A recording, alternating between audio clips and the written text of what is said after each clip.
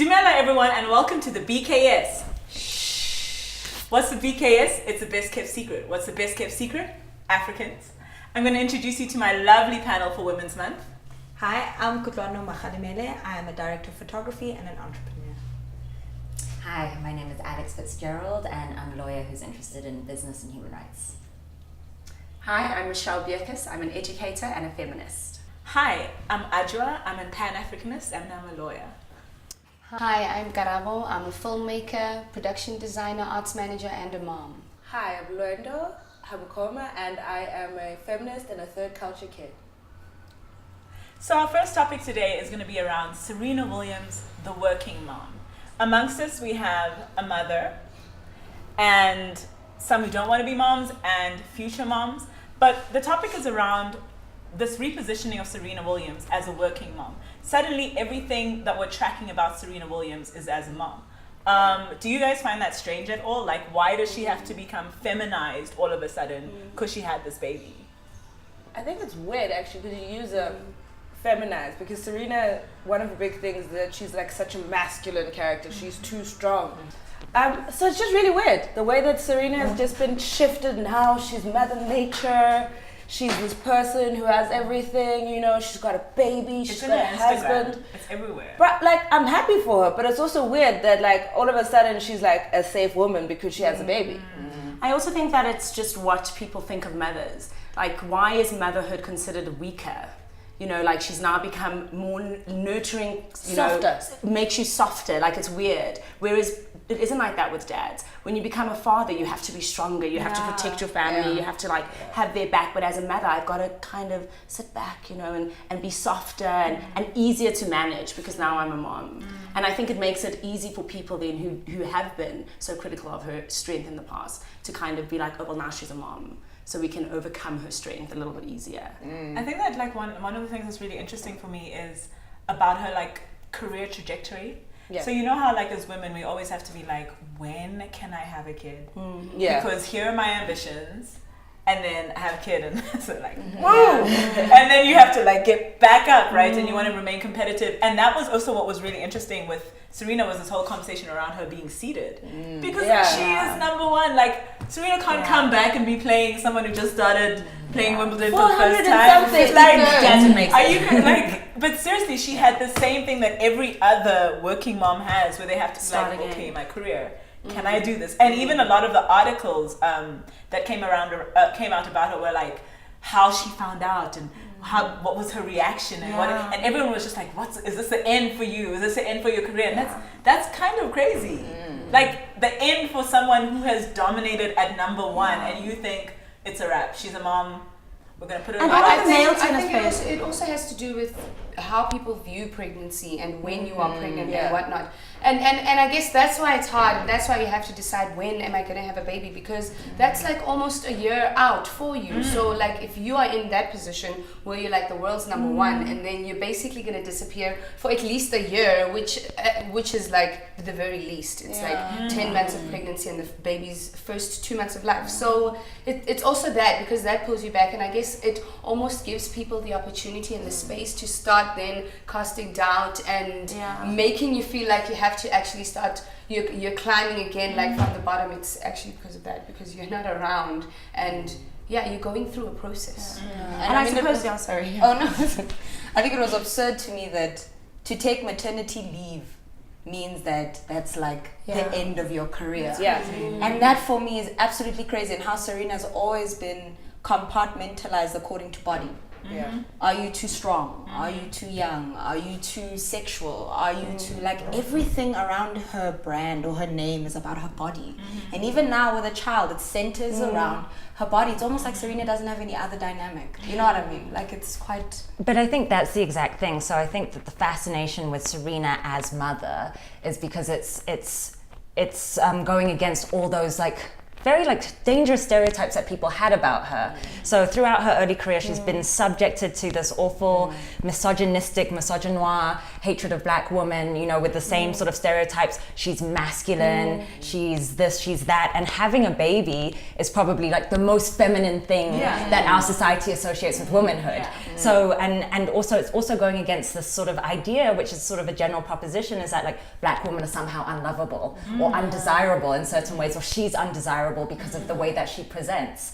And so seeing her being loved very out loud by her partner is fascinating for people, and then also her having a baby is fascinating for people because they've put her in the specific box of non-womanhood, non-femininity, blah blah blah, which is all sort of coming from this sort of racist, sexist, you know, like roots and origins. So I think like now that she's done something which flies in the face of those sort of pejorative beliefs, people are just completely compelled to, like, they can't look away, basically. But it was wild, her pregnancy. She won the Australian Open whilst pregnant. That's right. Now she's mummy. And they said that she had an I don't get it. Like, she won an entire tennis tournament to finish, like, what is it, 22, 23 Grand Slam tournament. And she was pregnant. And now, Serena. Society so desperately wants women to be weak, and so and this is it. It's exactly she has always gone against what society has decided women should be like, and so now that she's doing a woman thing, which is also ridiculous because if I don't have a child, then I'm not feminine. But anyway, now that she's doing something that's more feminine, it's so much easier for people to stomach her. Do you think she's buying into it? I think I she's think that she allowed has to. No, I think she has to. I think that she has to, because I can imagine that it hasn't been easy being Serena. It hasn't been easy this whole time. She also is just like, yeah, but I'm really good. And also, like, the thing that I'm really good at is the thing that you come for me all the time. Like, her serve is too hard. She's too masculine. She's a man. Does she get tested? Do you know what I mean? Like, and I think for her, and I mean, we will never know, but I think for her, there must be also like, there's a relief maybe in this new role, because it's like a different kind of fight. And I think it's still an unfair fight that now she has to be this like super mom. And it was so heartbreaking seeing her after that first match and being like, guys, I really tried. And it's like, everyone is just like, you came back. That's amazing. And you didn't just, you came back and we were like, she's gonna do it. Like, she came back hard and she still felt apologetic. So I think I can see why she would buy into it, because for so long she's had to defend the fact that she's a woman when she's so obviously and powerfully so. And I think it's also really interesting with when she won that Open, and people were like, she had an unfair advantage because she was pregnant. Oh, come on. Carrying another human. Are you serious? Like, because carrying a human is so easy. And which is a whole other thing with pregnancy. I mean, I love that right now people are having a conversation about why are we even just talking maternity leave? Like, I mean, you see people in the office who are pregnant, and from month 6, it's uncomfortable. Yeah. You know what I mean? It's uncomfortable. Growing a human is an entire process. People die from that. Yeah. It's crazy that you should be expected to push to the week before if you're lucky. So that and you then can have more bounce time back with 4 months later. Like, you've just created an entire human being. For 10 months. And then there's this, for 10 months, and then there's this thing that we're watching with Serena where we're like, we want you to come back, but also you created a whole human. And the thing you're coming back to is one of the most physically demanding jobs out there. Like, people are calling you the best athlete of all time. And that's what you're bouncing back to after major surgery. And it was a complicated pregnancy. It wasn't even an easy pregnancy. But I think it's like what you were saying earlier about how you have to think very carefully about when you have a kid. If you decide to have a baby and be like, well, I'm actually going to allow my body the natural process of healing and take 2 years off, you're going to come back to no job. Because workspaces aren't friendly to mothers, actually. I'm a teacher, so our space is quite friendly, and we've just had a mom, I think her kid's like 2 months, and he's there all of the time. But it's fine because it's a school, it's a kind of space where children, you know, are allowed. But how many companies do say, you know what, we'd like you to still be productive, and that means you might have to have your kid here because actually your child must eat. And actually you might need to sit, and maybe you can work from home on some days, but workspaces aren't that way. You know. And it's even worse depending on what industry you're in. If you're like a freelancer, and I think being a sportswoman is a lot like being a freelancer. You kind of you're getting your income from whatever it is that you do, have to from winning that all the time. open, Yeah. from going to that shoot, from going to that performance and whatnot. And it's very unforgiving in that industry because there's no maternity leave to lie back They on. don't or wait whatnot. with the US Yeah, Open so no, that you like, can it moves on. There are no benefits like that or whatnot. America does not have regulated maternity leave. It's well. That's the other thing. Is It's that not the like American you get system is maternity Yeah. leave. Like wow. you don't. It's not even an option. You're not paid to go have your baby and like go actually do the whole hard work. Like it. And So ours America's is like being you have to give freelancers. maternity leave, but it doesn't have to be paid. Yeah. In South Africa, which is like, Yeah. so, okay, what's the point, kind of, in some Yeah. way? Because like time without resources. And I'm and literally a new additional mother to is another human being, Yeah. and Yeah. you're giving me less money. How does that make sense? Yeah. But also, you want me to have kids because that's the other entire part of this is that you've got like if women were to just tap out of this have a kid thing, men. In fact, in most relationships, men are the people who want to have kids. And so you have all of this push of we want you to have kids, and that's what I've also never understood about this. We want women to have kids. None of the spaces are kid friendly. You're not supposed to breastfeed in public. You're not supposed to wear your blood clot outfit so that you can perform at the Wimbledon. You're not supposed to do any of the things that come with motherhood. You're not supposed to breast pump at work. You're not supposed to bring your kid to work. your body must bounce back, so there's no evidence you actually had a child. But we want you all to have kids. Yeah, no, governments around the world like just absolutely freak out whenever there's declining birth rates. Like they do this all the time. Like they introduce tax benefits for having more children. They do all this crazy stuff, but society is still set up for men completely and not for children. But I think what was interesting, kind of bringing it back to sort of like whether she's leaning into it or not, there is, I think, an sort of explored like privilege with doing things which are expected of women in a patriarchal society. So, you know, like her getting married is like, oh, good tick, you're conforming. You know, like, you know, I think that she was more disruptive when she was single and she was dating, and people were like, I don't like this like strong, independent black woman who's so successful, you know, like Doing it on her own. leading this independent life, having fun, frolicking on the beach with Common or Drake. Like, what are you doing? Like living all this life, like, you know, society doesn't like that, you know. So I think that in some ways they welcomed her conforming to more like stereotypical roles, and I think like especially with marriage, and we don't speak about it that much sort of in the workplace and the effect, but I certainly felt when I got married that like suddenly there was like a different sort of view of me, almost like I finally made it into the adult club where previously I was perceived as like maybe like a child or a teenager or a young adult. And that kind of gives you like some kind of like stamp of adulthood. That just breaks my heart actually, because what it means is that women's choices aren't respected. It means that I can't be anything. It means that if I choose to wear a dress, the world will have a view on that. If I choose to not wear a bra, the world will have a view on that. If I choose to have full makeup with my, you know, fully done, the world will have a view on that. And every single choice I make has to be political. And then I have to be aware of it. I have to be aware of the choices that I'm making and the way that people perceive those choices. Because I want people to perceive me in a certain way, or because actually that's just the world. Whereas men can make whatever choices they want to make, and it doesn't necessarily have to define them. Whereas my choices will always define me. And so Serena can't be you know, world #1 best sports person ever and mother. She has to be one or the other. She can't be both. And it feels like she's transitioning Yeah. from dominant sportswoman into mother. And that's so sad. Yeah, it is. Absolutely. But what if, because I mean, if you hear how she talks about her family and her daughter, what if brotherhood is one of her goals? Like, what if that person that we're seeing is actually what Serena wants? I think that's the point, though, is that she should be allowed to. She should be allowed to say, she should actually be allowed to transition. But because she has stood for us for so long as this, like, beacon of, you know, screw you men, it's sad because she might not be in that space anymore. But actually, she should be allowed to. This woman wants to say, you know what, guys, I played enough tennis, I'm good. Me and my husband and my kid are going to go sit on the beach for the rest of my life. I'm going to get really, really fat and never do anything. She should actually be able to do that. Serena, let herself go.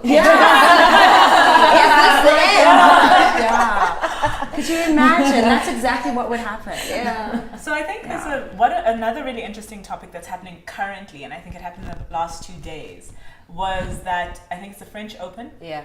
And Serena Williams had previously worn that full body catsuit, and she had spoken so highly of it and how strong she felt as a new mom in this new in this catsuit, and it also worked with like her blood clots. Don't know the science around it, but I know there was actually a medical reason for her to be wearing that suit.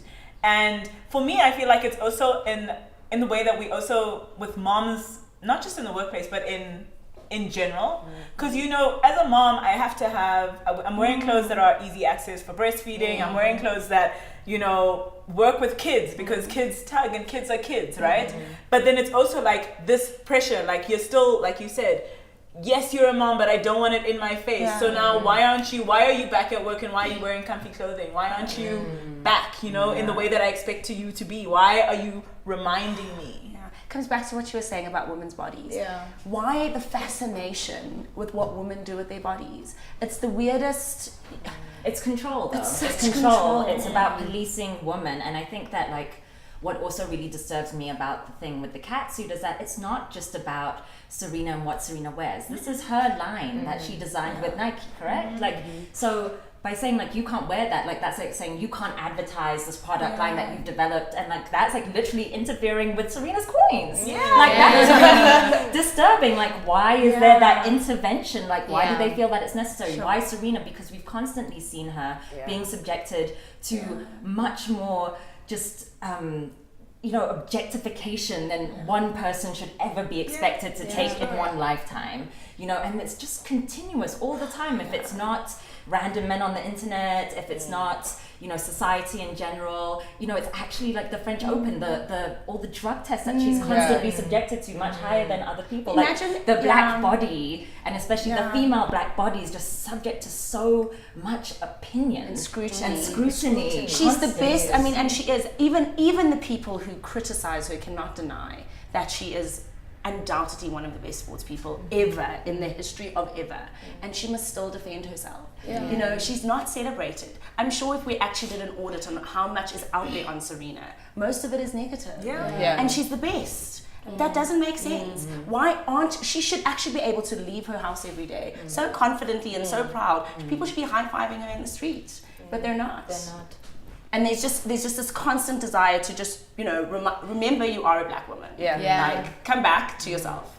I think there's also, for me, when I was watching Serena and her grand rise, and I felt really uncomfortable with this thing of looking at her body and saying it's too strong, because I think generally, as an African woman, that is not a foreign body type to me. And it's not a foreign body type to a lot of people.